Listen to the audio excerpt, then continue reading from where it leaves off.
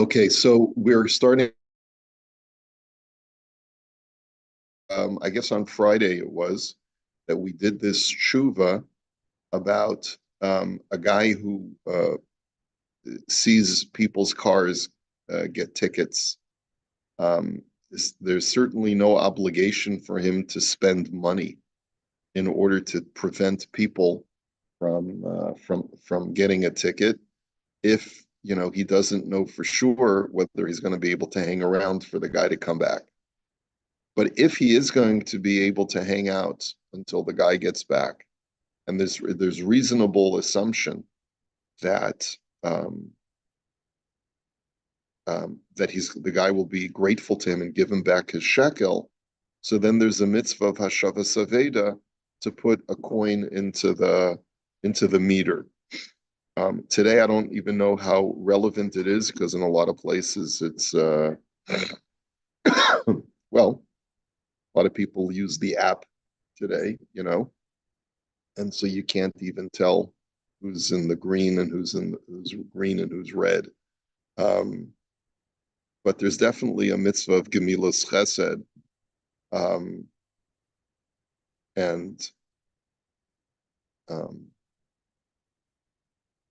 so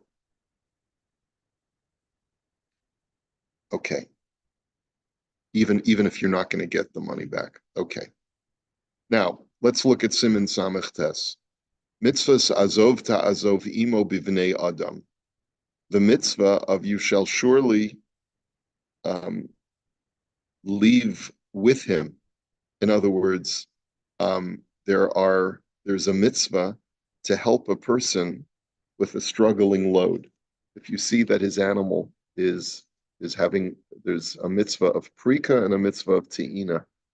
There's a mitzvah that if you see your friend is having a problem with his animal buckling under its load, there's a mitzvah to help unload the animal and to help readjust the load or to take some things off of the animal and permanently leave it off if it can't handle it. And there's also a mitzvah of te'ina to load the animal and to help your friend get on his way. So we know that that's written in the Torah. It's not just an act of arbitrary chesed. There's a specific mitzvah. The Torah commands me to do so. So how does that apply when a guy's not riding an animal? How does it apply when you're just dealing with another human being and he's struggling in order to schlep stuff? Okay, ani gar bishchuna mitbageret. I live in an old neighborhood. Umidei pam ani roa anashim mevugarim sheyedehem amusot mikniot lechavod Shabbos. And from time to time, I see older people whose hands are completely full from purchases for Shabbos. A lot of people don't have cars, in major urban areas in Israel. So people are schlepping, right? Today, you can even get that taken care of by just doing your online order, and then they'll deliver it to the house. But a lot of people, they want to take the whole stuff home themselves. Mitzvahs azov ta'azov imo la'azor lahem. Do I have an obligation of stopping everything that I'm doing so that I can go and help these people? Oh, does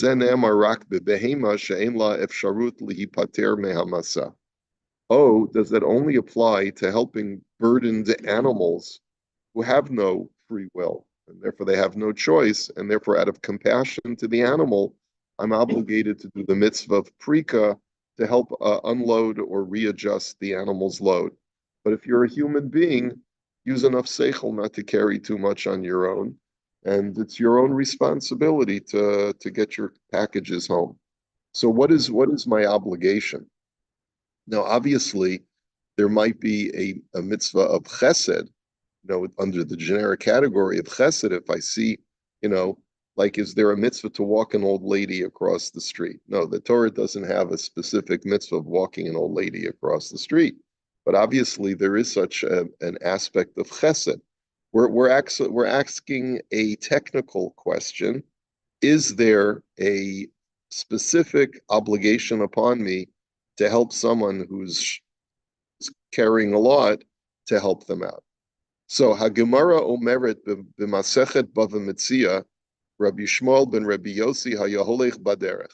So there's a story in the Gemara in Bava Metzia. Rabbi Shmuel was once walking on the road. Upagash ba'adam echad shenasa maso shel eitzim, and he encountered a person who was carrying a load of chopped wood. Hitayef the amad lanuach bikesh me Rabbi Yishmael sheyatin alav et hachavila. And the guy was really tired, so he stopped for a moment to rest. And he asked Rabbi Yishmael, "Do me a favor, my friend. Would you help me readjust my load? It's getting lopsided, and I need some help." Aval kiven shezelo haya mikavodo shel Rabbi Yishmael laharima masa shel eitzim, al kain sha'al oto kama shaveh hachavila. But Rabbi Yishmael was a great Rosh Yeshiva, and it wasn't something that he would normally do in public, which would be to schlep wood. So he asked the man, "How much is this pile of wood worth, my dear man?" And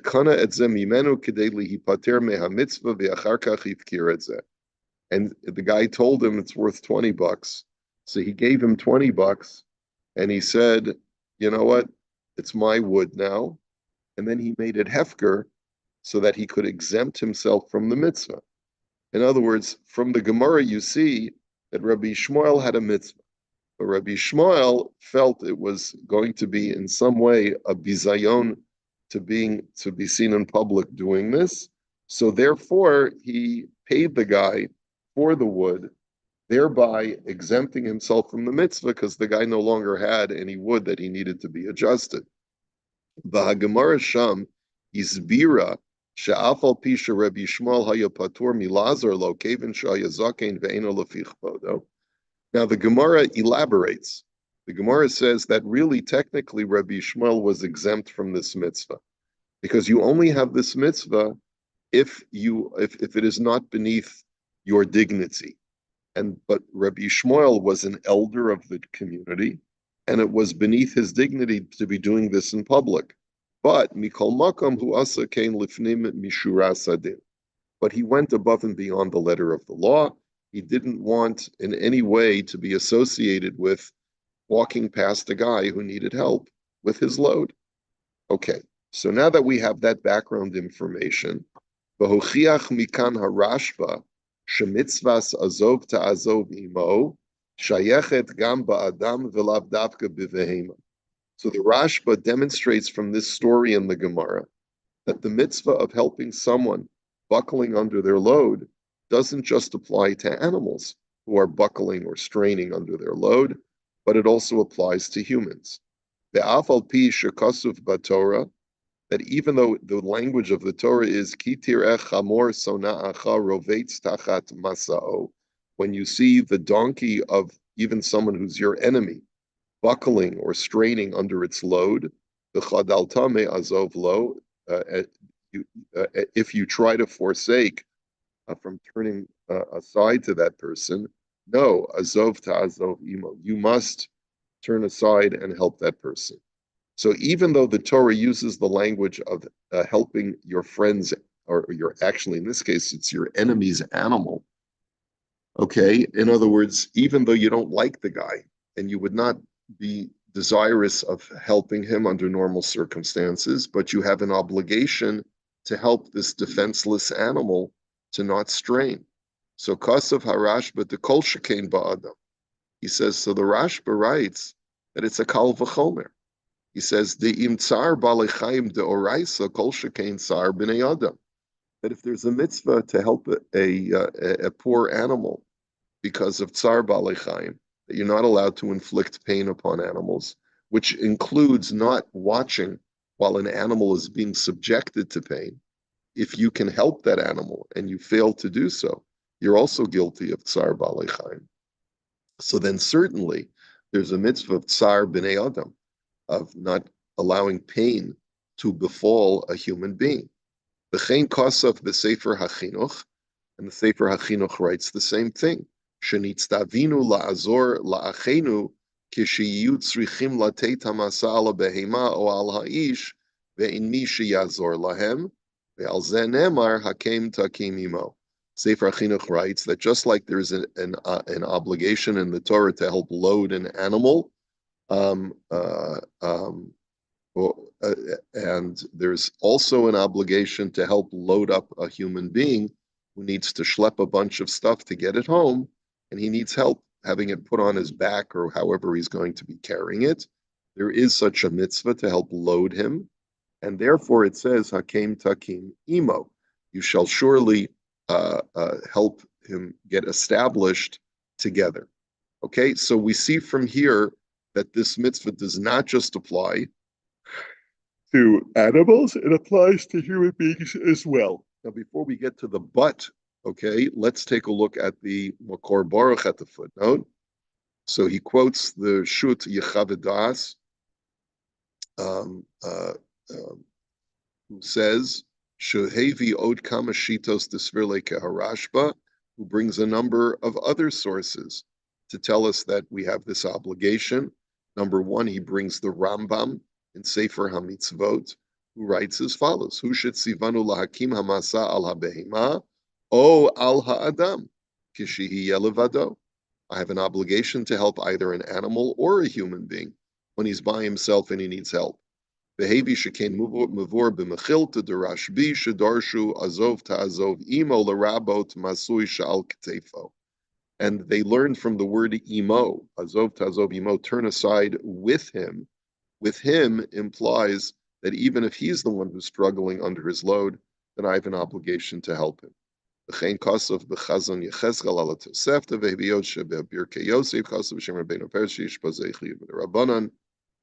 Okay, so some loading and unloading. Yeah. Mm-hmm.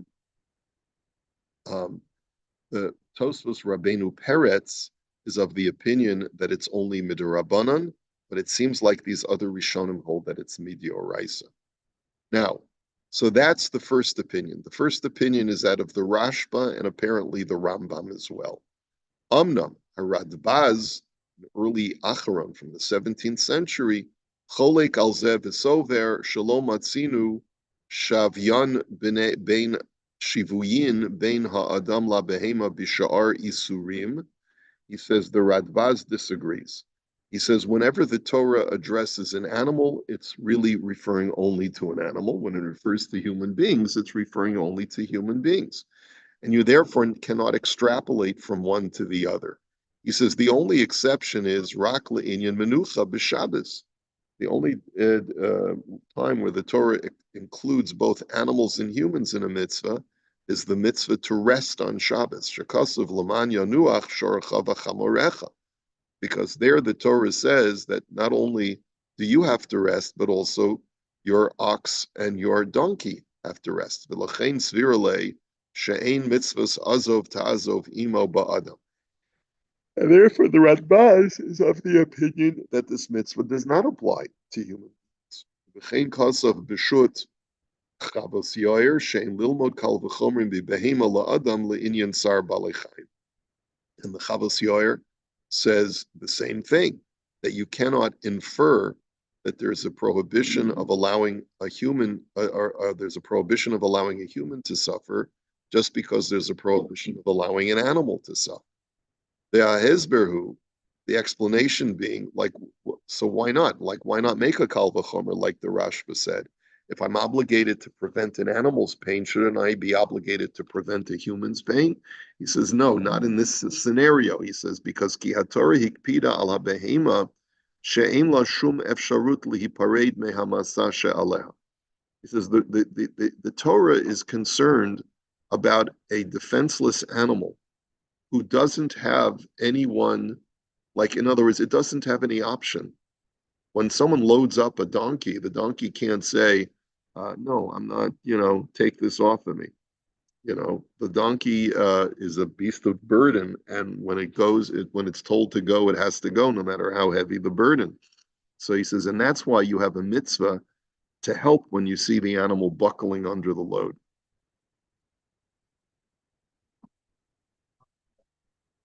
So let's see. But a human being is not obligated just because he bought a whole bunch of stuff Doesn't mean he's forced, he's not compelled to schlep it. He can hire someone to, like a mishloach in Israel is where you order someone, you order the grocery store to deliver it. You may have to pay an extra 10 shekels or whatever it is. But that's your option.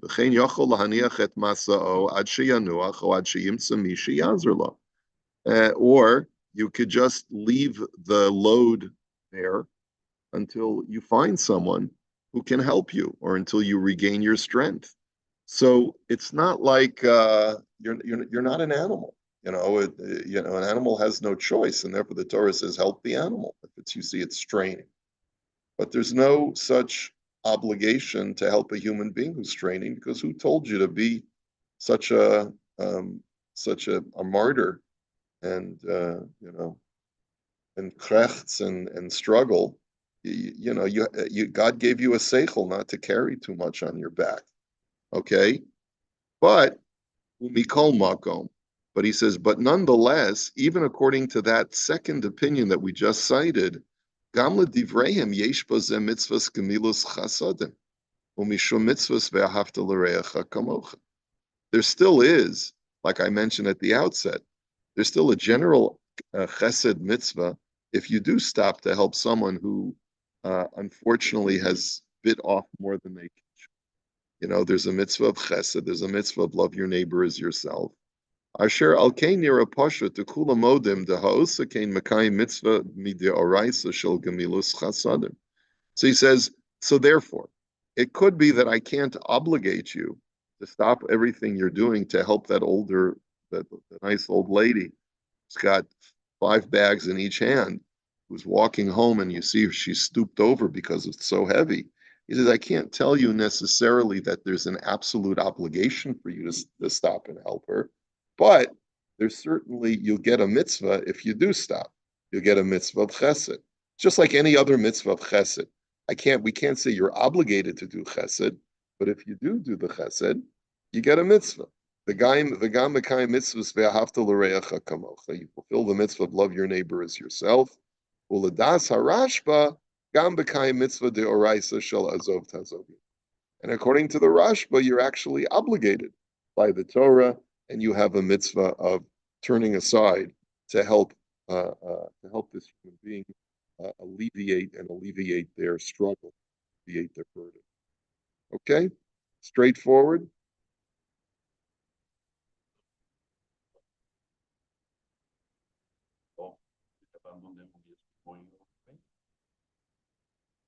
You are thinking that it's a problem, or how there's a No, scenario that you find a donkey in the way. no. When the mitzvah that the Torah talks about is when you encounter a donkey with its owner, Which is not.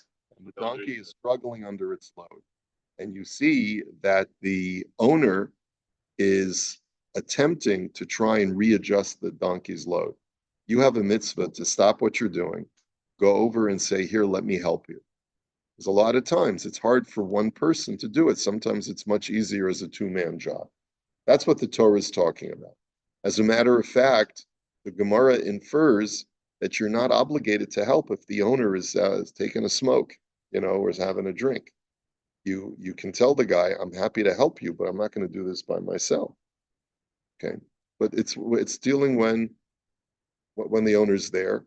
If the owner's not there and you see the donkey buckling, I don't remember what the obligation is, but if you can help relieve Tsar Balechayim in the absence of the owner, I think you're obligated to do so as well.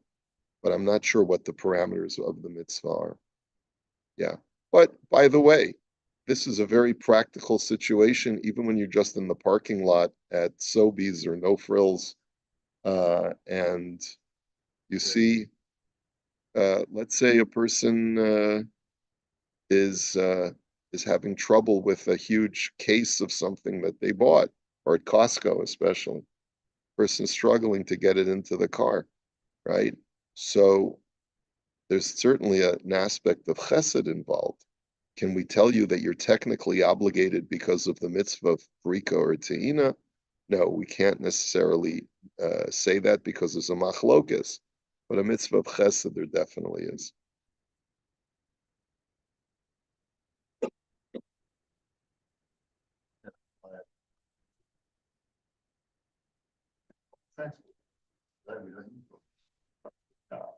Yeah. Well, the only difference with trucks and cars is that there's no tsar balei chayim. There's no alleviating the pain of a beast of burden. Yeah, yeah. So there's a mitzvah of chesed if you see that a person is having difficulty. So the mitzvah of see here he was talking about the mitzvah of parika, of unloading the animal.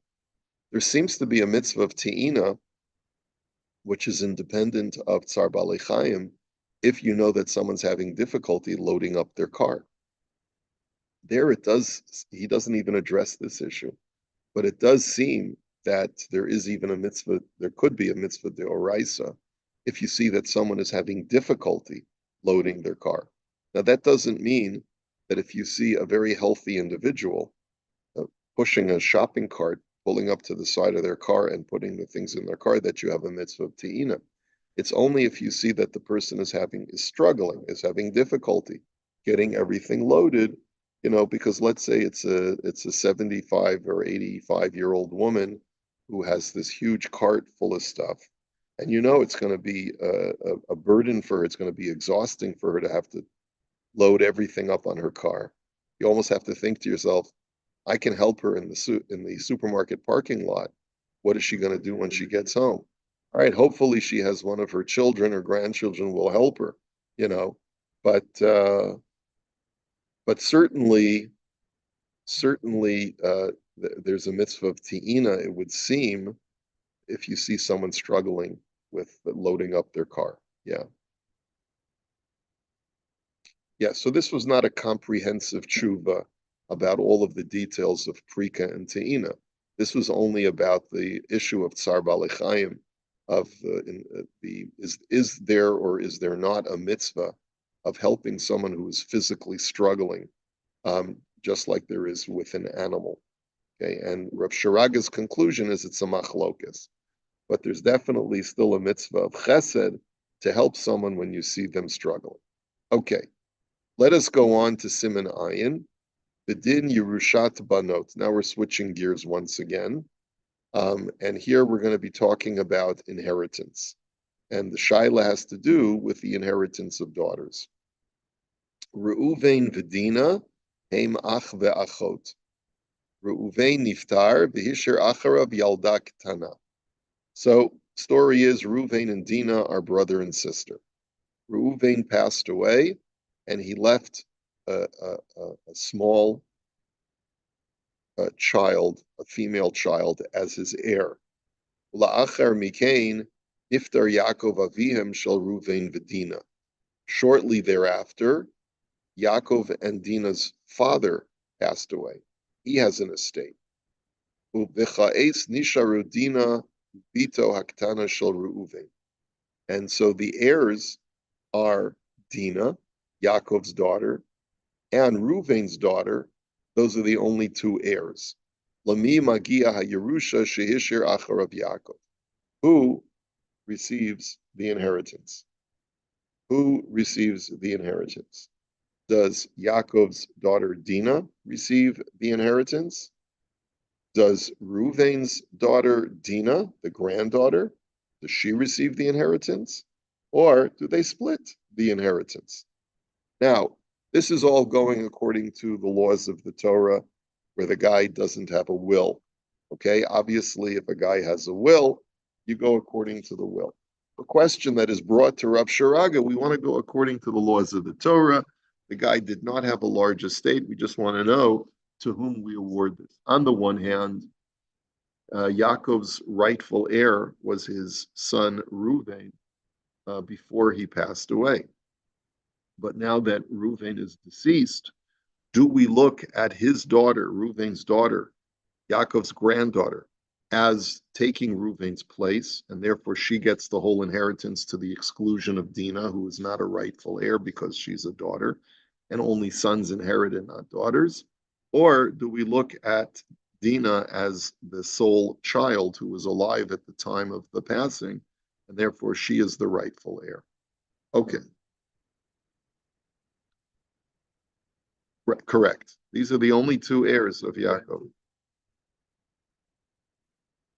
Yeah, well, it's not going to go to Yaakov's siblings. It's not going to go to any other relatives. These are the two descendants of Yaakov that are left alive. So let's see what the standard halacha is. Ne'amar batorah. This should probably is even addressed by the Gemara. Ne'amar batorah ishki yamus uvein ein lo v'ha'avartem es nachalaso levito. That if a man dies without sons, then you give his estate to his daughter. Aval im yesh lo ben, but if a man has a son, Abbas eno yoreshes klal midin Yerusha. If a man has a son and a daughter, so the daughter gets nothing according to the laws of the Torah. The son gets 100% of the estate.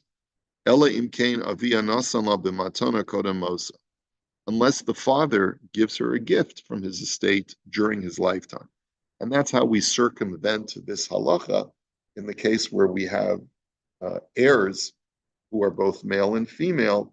We make a condition in our trust that one moment before I die, I want my daughter to receive a gift of X amount. Aval darshu rabosenu mima shenichtav b'Torah ubein ein lo ein malei im yud shetzarach la'ayin bebein im hishir zera the im kain zaro kodem la'acherim. He says the Gemara, however, says that when it says ubein ein lo, which is a very unusual kind of drasha, the Gemara says, look at the word ein. It has a yud, and the word ein always has a yud, right? But it says that you could also read it as ayin alav, keep your eye on him, if to see if he, the son, has any heirs himself, which means that if a son dies before his father, but he left over heirs, then zaro kodem la'acherim, then the son's heirs take priority over the daughters. Okay, so in this case, Reuven and Dinah, Reuven's heirs take priority over Dinah. V'lachein b'mikred dinan, sheReuven niftar v'hishir bas.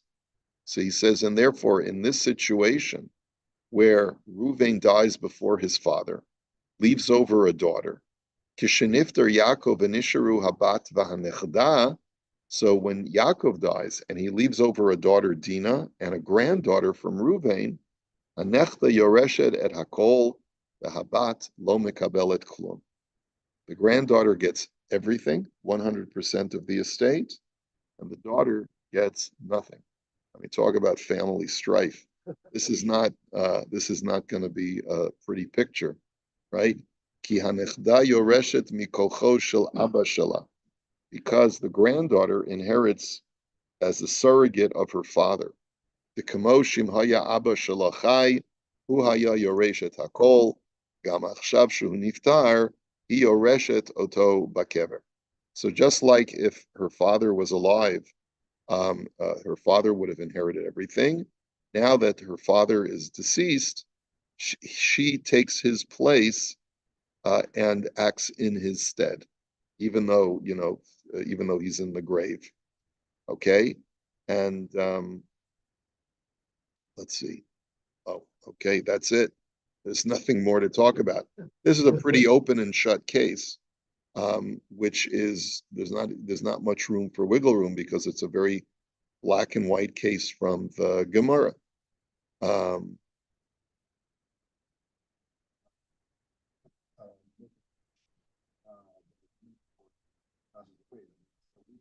Yeah, and that's what we advocate for people to do. I mean, obviously, there's a tragic situation here, and there's a human situation here. So you want to make sure that you don't create that jealousy. All right, we'll hold it here for today.